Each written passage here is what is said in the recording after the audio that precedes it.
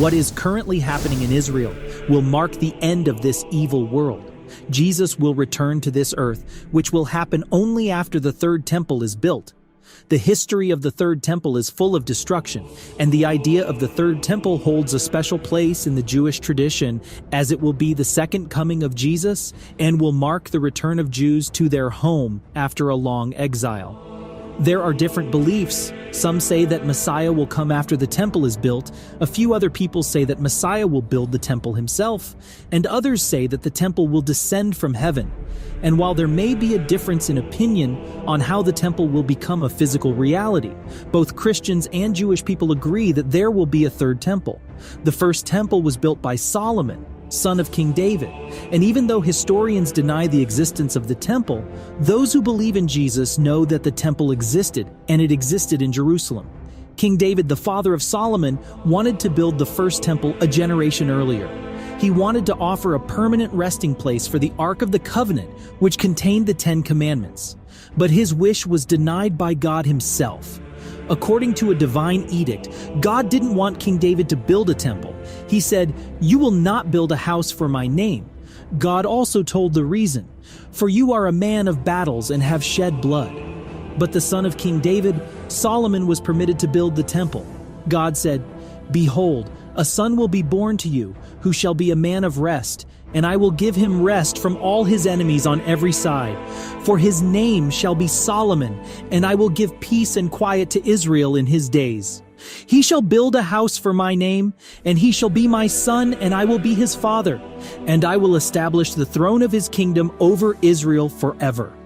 And once again, the prophecy was indeed fulfilled, and Solomon was born to King David, and the temple that was built by Solomon was known as Solomon's Temple. Solomon's Temple, also called the First Temple, was completed in 957 BC and was built on the exact same spot where God created the first man, Adam. But the temple met its fate in 587 BC, after standing strong for almost 400 years, and it was seen as the fulfillment of the prophecies that can be found in the book of Jeremiah, specifically in chapters 7 and 26. Jeremiah was a prophet who warned of the impending destruction of Jerusalem and the temple due to the people's disobedience to God's commands. In Jeremiah 26, 6-9, Jeremiah speaks about the destruction of the temple, saying, "Then I will make this house like Shiloh, and I will make this city a curse for all the nations of the earth."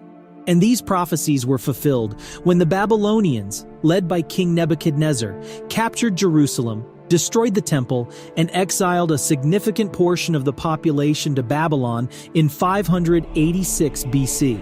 It is also believed in Jewish tradition that the first temple was destroyed on Tisha B'Av, the 9th day of Av, the same date as the destruction of the second temple. The exile of the Jews was the fulfillment of yet another prophecy that can be found in the book of Jeremiah. The exile is a fulfillment of the warnings and prophecies given by various prophets in the Hebrew Bible, including Jeremiah and Ezekiel. Once again, as the prophecy told, Jews returned to Israel after 70 years, and they started building the second temple. The second temple, also known as Herod's temple, was reconstructed at the exact same place as the first temple. It is believed that the construction of this temple began sometime after the Achaemenid Persian Empire conquered the Neo-Babylonian Empire. It followed a proclamation by Persian King Cyrus the Great through his edict that ended the Babylonian captivity and initiated the return to Zion. The second temple, when compared to the grandeur of Solomon's first temple, was more modest in size and design. It is said that some who had witnessed the first temple's splendor wept upon seeing the second temple's foundation due to the contrast. It is said that before getting destroyed completely, the second temple was partially destroyed by the Romans in 70 AD during the First Jewish-Roman War. After this, Herod the Great initiated a massive reconstruction and expansion project around 20 BC. The second temple is also known as Herod's temple because Herod the Great's reconstruction transformed the temple into a monumental structure with intricate stonework and gold decorations. The Western Wall, also known as the Wailing Wall, is a remnant of the retaining wall Herod built to support the enlarged platform on which the temple stood. But the Second Temple also met its fate when it was destroyed by the Romans in 70 AD under the command of Titus during the First Jewish-Roman War. Over the centuries, specifically in the 7th century, Muslim forces led by Caliph Umar ibn al-Khattab captured Jerusalem from the Byzantines. Historians believe that the mosque was built between 685 AD to 715 AD, and around 714 AD, Jerusalem experienced earthquakes that destroyed the eastern portion of the mosque, but it was rebuilt. Nonetheless, another earthquake in 746 AD demolished much of Al-Aqsa. In 780 AD, the Abbasid Caliph al-Mahdi restored the mosque to its former glory. Yet another earthquake caused serious destruction in 1033, but it was rebuilt shortly thereafter, and that's how the Al-Aqsa Mosque was built on the southern end of the Temple Mount, around the late 7th or early 8th century. Today, the Temple Mount is a site of immense religious importance to both Muslims and Jews. For Muslims, the Al-Aqsa Mosque and the Dome of the Rock hold deep spiritual significance as the third holiest site in Islam. It is believed to be where the Prophet Muhammad ascended to heaven during the night journey. For Jews, the Temple Mount is the holiest site due to its historical connection to the First and Second Temples, and some religious groups express hope for constructing a third temple there, which will start the Messianic Age. And what happened in Israel is going to change everything. The new Israeli government formed last December is going to be a major step in the direction of building the Third Temple. Benjamin Netanyahu, newly elected Prime Minister of Israel, heads a government comprised of a hardline religious ultranationalist party dominated by West Bank settlers, two ultra-Orthodox parties, and his nationalist Likud party. Netanyahu is a pro-Jewish, and this is evident from what his government published on its platform. The platform says that the Jewish people have exclusive and indisputable rights over the entirety of Israel and the Palestinian territories, and will advance settlement construction in the occupied West Bank. The West Bank is a territory located between Israel and Jordan. It includes East Jerusalem, which contains the Old City, including the Temple Mount, which is a site of immense religious significance to both Jews and Muslims. In short, Netanyahu's cabinet has promised to expand settlements in the occupied West Bank and pursue other anti-Palestinian policies. In addition to this, it is also said that the allies of Netanyahu have donated to the groups pushing hard for the Third Temple, and one such group is the Temple Institute. The Temple Institute is an organization whose aim is to rebuild the Third Temple on the Temple Mount and to reinstate animal sacrificial worship.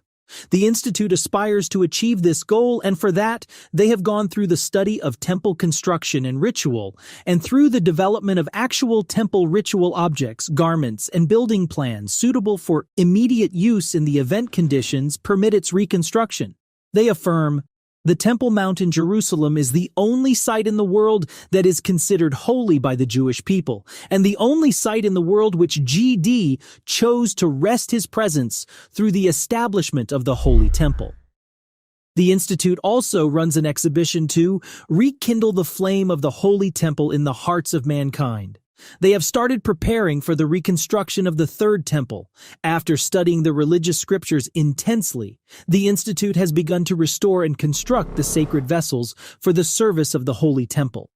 These vessels, which can be seen at their exhibition as well, are made according to the exact specifications of the Bible and have been constructed from the original source materials, such as gold, copper, silver, and wood.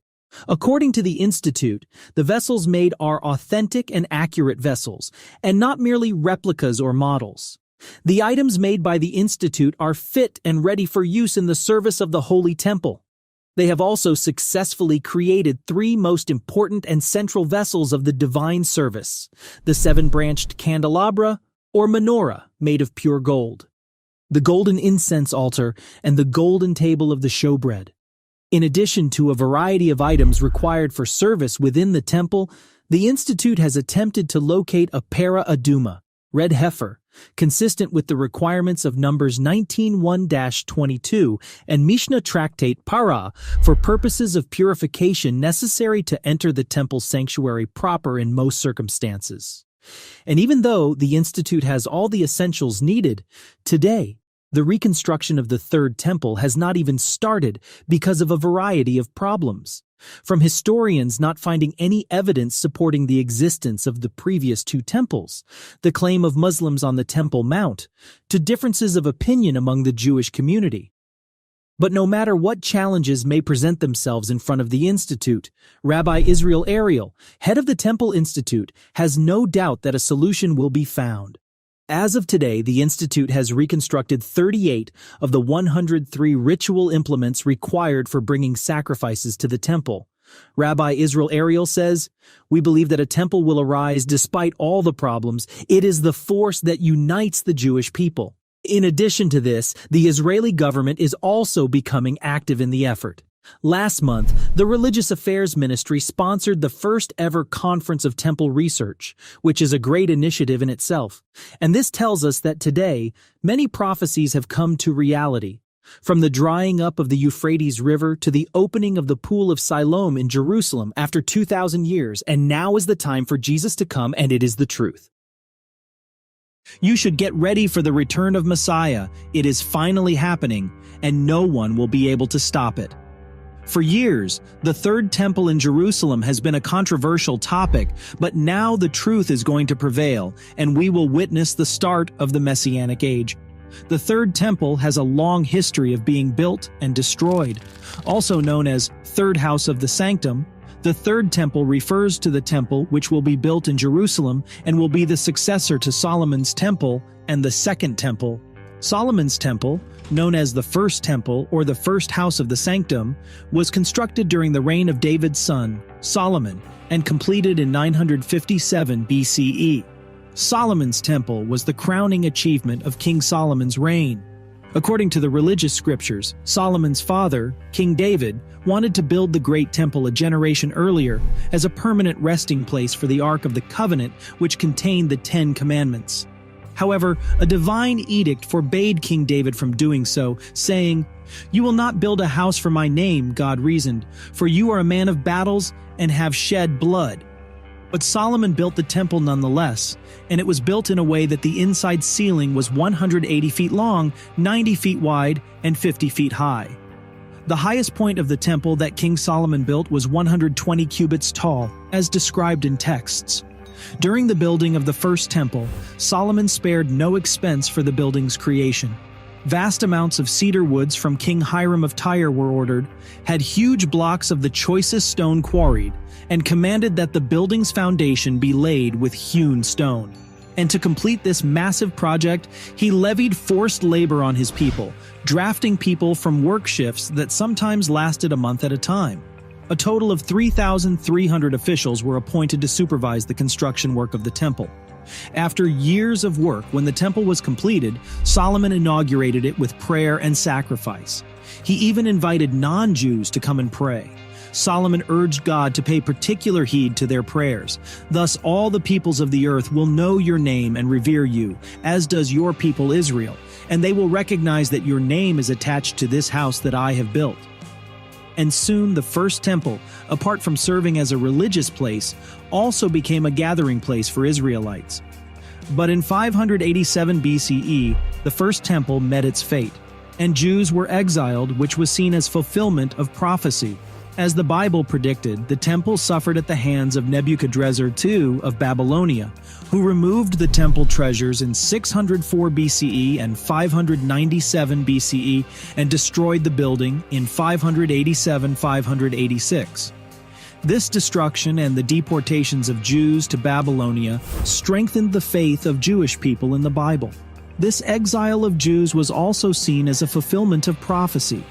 As the prophet Jeremiah, a very important biblical prophet, criticized his fellow Israelites for not trusting in God fully and for worshiping other gods, but he also promised them that even though they were being punished through the Babylonian exile, God would call them back to Judea in 70 years. And 70 years later, after the story of Purim, many Jews returned to Israel, led by the prophets Ezra and Nehemiah, which fulfilled another prophecy of the Second Temple.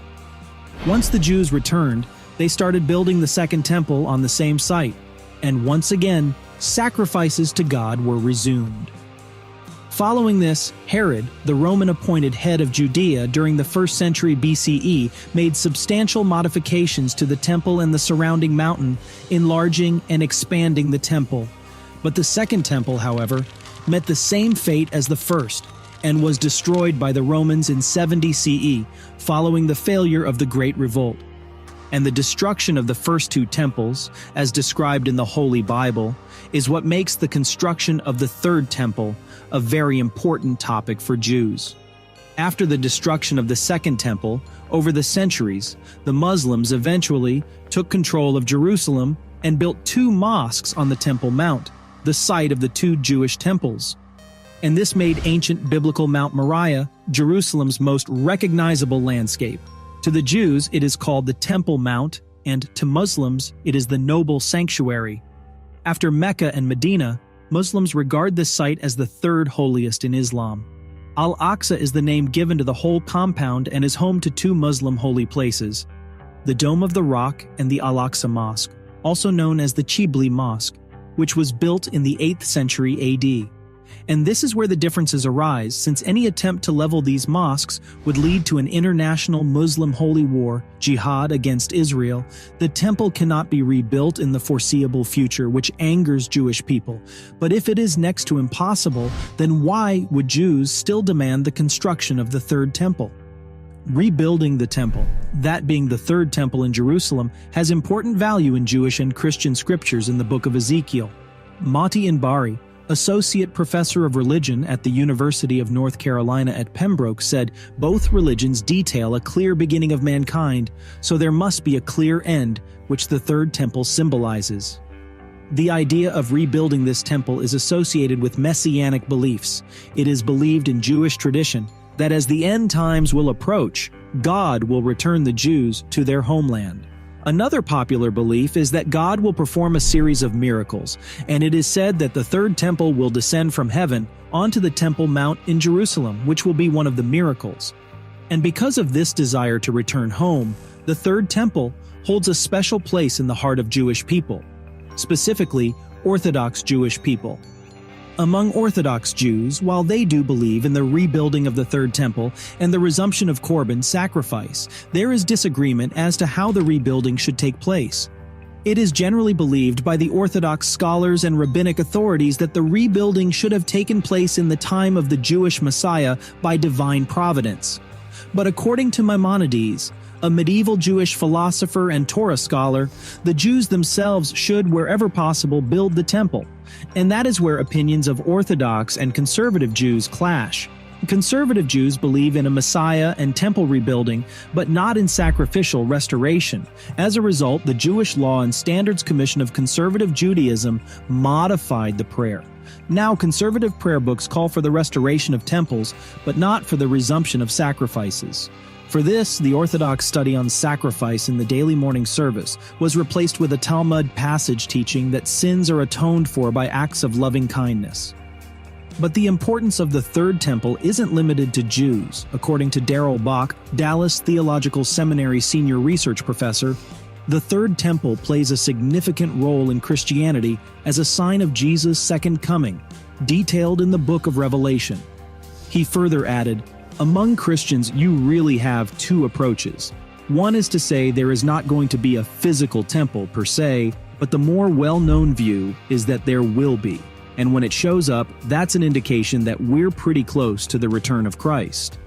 Another reason for the Third Temple to rebuild is known from the Talmud that in the time of King Agrippa, Jerusalem was filled with millions of visitors and pilgrims from all regions.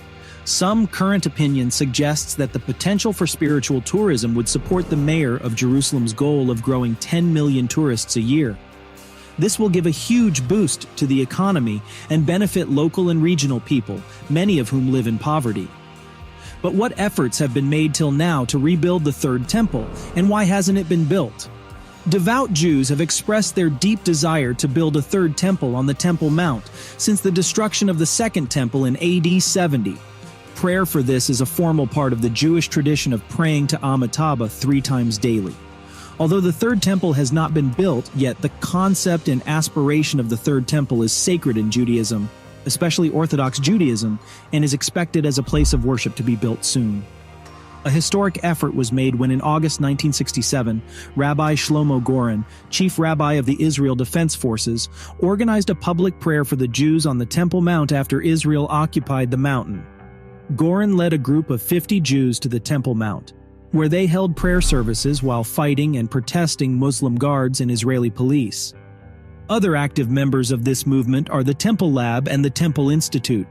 The Temple Lab has created several items for use in the Third Temple, and the Institute has dedicated much effort to recreating the special garments to be worn by the Israelite priests in general and the high priest in particular. But their efforts seem to be useless, as the descriptions given in the Holy Bible of this garb are vague, and the information afforded by the Mishnah isn't much help either. In 2017, the Temple Institute performed a sacrifice near the Temple Mount, a controversial act that resulted in some being arrested. And while their ways have been controversial and criticized, the Temple Institute has made it clear that they won't step back. And to do that, 5 red heifers were flown to Israel from Texas to meet the requirements for resuming temple sacrifices. This requirement comes from Numbers 19:2-10, where God commanded a sacrifice of this special heifer whose ashes would be used for the water of purification necessary to purify the priests before they could offer sacrifices. But what is the reason that even after all these preparations, the Third Temple still has not been built? Will it be ever possible to build the Third Temple? And will the Messiah ever return? The most immediate and obvious obstacles in the way of rebuilding the Third Temple are 2 historic Islamic buildings dating back to the 13th century. The Al-Aqsa Mosque and the Dome of the Rock are said to be built in the exact same place as the Second Temple. And this controversial position of the mosque hinders access to these sites or constructs cantilevered Jewish structures in, between, under, beside, or above them. Being such an important place in Islam, if any attempts are made to build structures on the site, it could lead to serious international conflicts. But it is also worth noting that while the Dome of the Rock is believed to occupy the actual space where the Second Temple once stood, some scholars disagree. They say that the temple might be located just north of the Dome of the Rock, or could have been located about 200 meters south of the dome. And this is because the Bible tends to be vague about where the temple should be located. It says, "A place which the Lord your God shall choose to cause his name to dwell there." These days, it is unanimously accepted that the only site for the Hebrew temple is the Temple Mount in Jerusalem. One reason is that the prophets seem to agree that the Third Temple is to be built in Jerusalem on the site of the first 2 temples. Thus says Ezekiel in both Isaiah and Micah, oddly in the very same words. "And many people shall go and say, Come ye, and let us go up to the mountain of the Lord, to the house of the God of Jacob, and he will teach us of his ways, and we will walk in his paths. For out of Zion shall go forth the law and the word of the Lord from Jerusalem." As a result of this confusion, most Orthodox Jewish scholars reject any attempt to build a temple before the arrival of the Messiah, because there are many questions about exactly where it should be built. For example, dimensions are given in cubits, but there is controversy as to whether this unit of measurement equates to the academic consensus of 1.84 feet or the 1.43 feet proposed by the respected historian Asher Selig Kaufman. No altar could be built without knowing the exact size of a cubit. Another obstacle is that if the temple was to be rebuilt following its dedication, it would require a massive workforce of priests and Levites, who would mainly be responsible for the continuous and large-scale ritual slaughter of animals aimed at appeasing the deity, which is against what conservative Jews believe. And now, tensions between Jews and Muslims over the Temple Mount have politically taken over as one of the major flashpoints of the Israeli-Palestinian conflict, which has reduced the chances of the temple constructing peacefully. So will the Third Temple become a reality? Many people believe that we are nearing the end of the world, and the second coming of Jesus Christ is happening. And the biggest sign of this is the return of Jews to Israel. As chapter 29 of the book of Jeremiah says 14, "And I will be found by you, says the Lord, and I will return your captivity and gather you from all the nations and from all the places where I have driven you, says the Lord, and I will return you to the place whence I exiled you." So whether the temple ascends from heaven or is built by Jews, it is clear that the Messiah is coming,